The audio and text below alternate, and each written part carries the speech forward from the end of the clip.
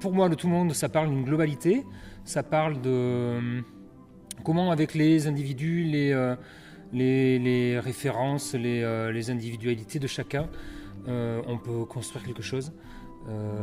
Pour moi, c'est quelque chose d'assez important, puisque c'est un peu comme ça que je vois la musique. J'ai rarement comme principe de jouer la composition de quelqu'un sur le fil.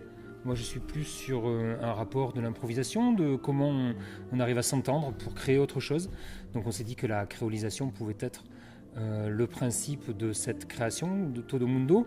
Et puis en réfléchissant, on a vu qu'un certain Édouard Glissant avait pu travailler là-dessus. Donc il y a un rapport politique aussi là-dedans. Lier le politique et l'artistique, c'est quelque chose qui nous intéresse. On est arrivé au final à faire ce travail sur le tout monde, Todo Mundo, en lusophone, en langue lusophone, qui nous permet de voir ce lien que nous avions déjà travaillé sur Antoinette Trio, donc le lien créolisation, lusophonie, tout monde, Todo Mundo. Voilà, on a trouvé. Alors, pour moi, qu'est-ce qui pourrait représenter musicalement au mieux le tout monde, à part Todo Mundo, notre formation, qui est vraiment le summum, on peut dire.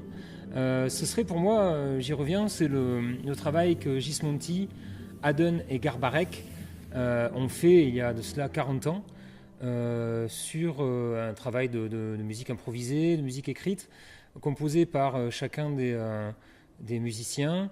Je me rends compte que c'est un peu le travail que l'on a fait, hein, toute comparaison gardée, bien sûr.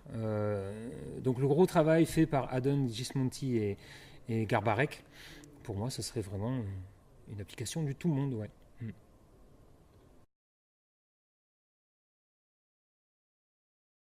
Tony Late, j'ai entendu dire que tu m'as posé une question à l'intermédiaire de mademoiselle Audouin. Pourquoi Arnaud Rouanet aurait-il un aussi long nez? Eh bien, à cela, mon ami, je te réponds à gros pif, gros paf. Tu en conclus ce que tu veux. Aussi, moi, je vais te poser une question, mon ami Tony Late. Comment un homme aussi valeureux, formidable, avec une oreille absolue, totale, peut-il avoir du duvet, un duvet aussi soyeux autour de ses oreilles? Comment as-tu, mon ami, cette oreille velue, cette oreille absolument velue?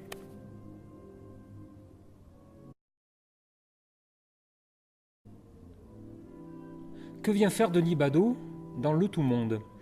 Alors Denis Badeau, pour moi, c'est quelqu'un de très important avec qui j'ai travaillé au sein d'une autre formation qui s'appelait le Trio d'en bas. Donc pourquoi Badeau? Parce que lui, il a une approche justement très ouverte, pas de frontières, quelque chose de très...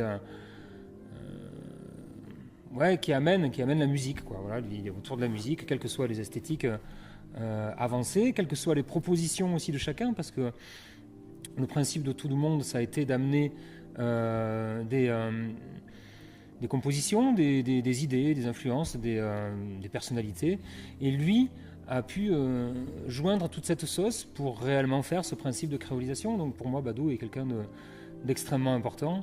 Denis Badeau, on te remercie.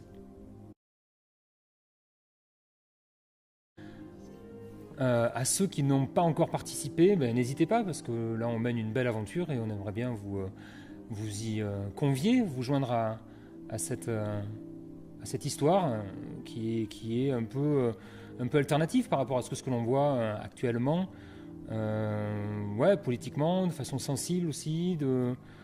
Voilà, c'est autre chose, on essaie de créer autre chose, donc venez avec nous, on le crée ensemble.